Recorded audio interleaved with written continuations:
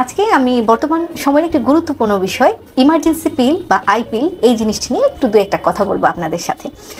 প্রথমেই বলতে চাচ্ছি যে ইমার্জেন্সি পিল আমরা বলতে কি বুঝি।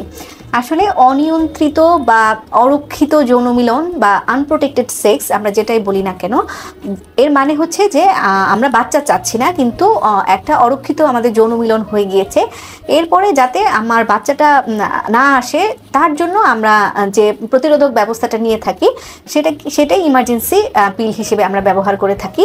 আমাদের দেশে সাধারণত বিভিন্ন ধরনের পিল পাওয়া যায় ইমার্জেন্সি পিল হিসেবে।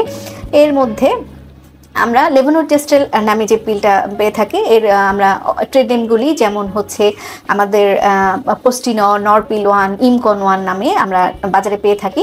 এরা সাধারণত যে আমাদের যে ওভুলেশনের যে প্রক্রিয়াটা ওটা হচ্ছে ব্যাহত করে বাচ্চা হওয়া প্রতিরোধ করে। আমরা এখন কথা হচ্ছে যে আমরা কখন খাবো। সাধারণত আমরা এই ইমার্জেন্সি পিলটা অনিয়ন্ত্রিত বা অরক্ষিত যৌন মিলনের 72 ঘন্টার মধ্যেই আমাদের খেলে সবচেয়ে বেশি কার্যকরী হয়, যদিও 5 দিনের মধ্যে খাওয়া যায়। এরপরে আরেকটা যেটা খুবই গুরুত্বপূর্ণ পিল এখন বর্তমান সময়ে বলা হচ্ছে যেটা সবচেয়ে বেশি কার্যকরী, সেটা হচ্ছে ইউলিপ্রিস্টেট এসিটেট, যার আরেকটা নাম হচ্ছে আমাদের বাজার নামে আমরা পাই যে এলা 1 বা কিউলি নামে। এটা একটা ডোজ খেলেই হয় এবং অরক্ষিত যৌন মিলনের 5 দিনের মধ্যে যে কোনো সময় নিলেই হয়, তবে 72 ঘন্টার মধ্যে নিলে সবচেয়ে বেশি কার্যকরী হয়।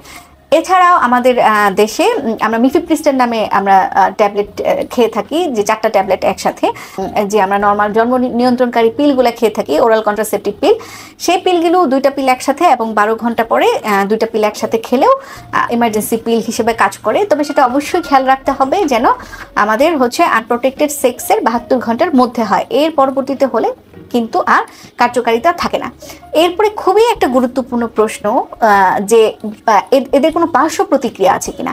আসলে এদের তেমন কোনো স্বাস্থ্য ঝুঁকি নেই, কিন্তু যে সাময়িক কিছু সমস্যা হতে পারে, যেমন হচ্ছে মাথা ঘোরানো, বমি বমি ভাব বা পেট ব্যথা বা হচ্ছে স্তনে ব্যথা হতে পারে, এবং বারবার ব্যবহার করলে যেটা হয় যে মাসিকের যে নর্মাল ঋতুচক্রটা আছে সেটা অনিয়মিত মাসিক হয়ে যেতে পারে, অথবা মাসিকের সময় ব্যথা হতে পারে।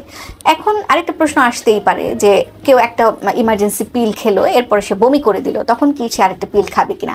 খুবই গুরুত্বপূর্ণ একটা প্রশ্ন। হ্যাঁ, যদি কেউ ইমার্জেন্সি পিল খাওয়ার 2 ঘন্টার মধ্যে বমি করে দেয় তাহলে অবশ্যই তাকে আরেকটি পিল খেতে হবে, না হলে এর কার্যকারিতা থাকবে না।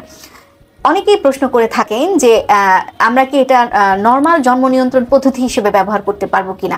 অবশ্যই না। এই ইমার্জেন্সি পিলটা আসলে আবিষ্কার হয়েছিল রেপ ভিকটিমদের জন্য, যাতে তাদের বাচ্চা পেটে না আসে।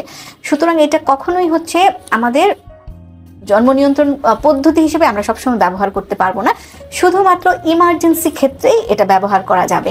অনেকেই হচ্ছে প্রশ্ন করে থাকেন যে আমি মাসে কয়বারে ইমার্জেন্সি পিলটা খেতে পারবো, বা প্রত্যেক মাসে মাসে আমি খেতে পারবো কিনা।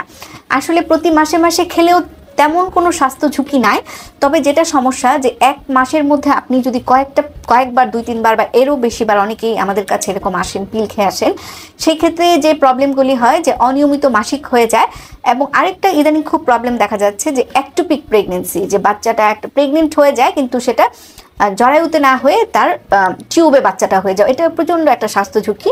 কিন্তু আবার অনেকেও প্রশ্ন করে থাকেন যে এই ইমার্জেন্সি পিল খেলে ভবিষ্যতে তার বাচ্চার ধারণ ক্ষমতা কমে যাবে কিনা বা বাচ্চা হয় না।